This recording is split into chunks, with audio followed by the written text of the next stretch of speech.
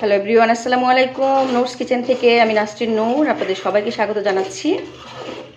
আমি রান্না করছি বড় মুরগি, সোনালী মুরগি, অনেক বড় সাইজ, 2.5 থেকে 3 কেজি ওজনের মুরগিটা।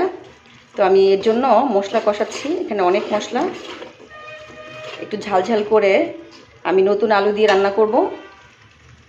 তো মশলা কষানো হয়ে গিয়েছে প্রায়। এখন আমি মুরগির মাংসগুলোকে দিয়ে দিব।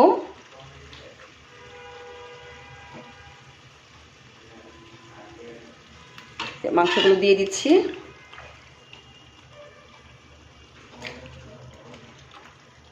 এই মুরগিগুলো অনেক বড় সাইজের হয়, খেতে ভীষণ টেস্ট। মুরগিগুলো ভীষণ তৈলাক্ত, এগুলো ভুনা করলেও মজা এই মুরগি, আবার নতুন আলু দিয়ে ঝোল করলেও ভীষণ টেস্ট।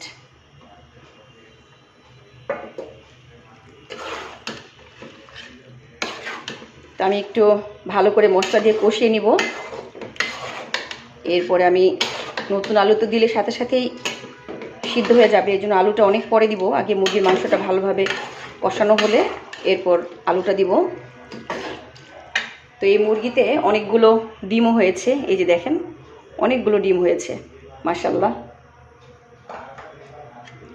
ভীষণ টেস্ট এই মুরগিটা খেতে, মানে বড় সাইজের মুরগিগুলো খেতে বেশি টেস্ট হয়।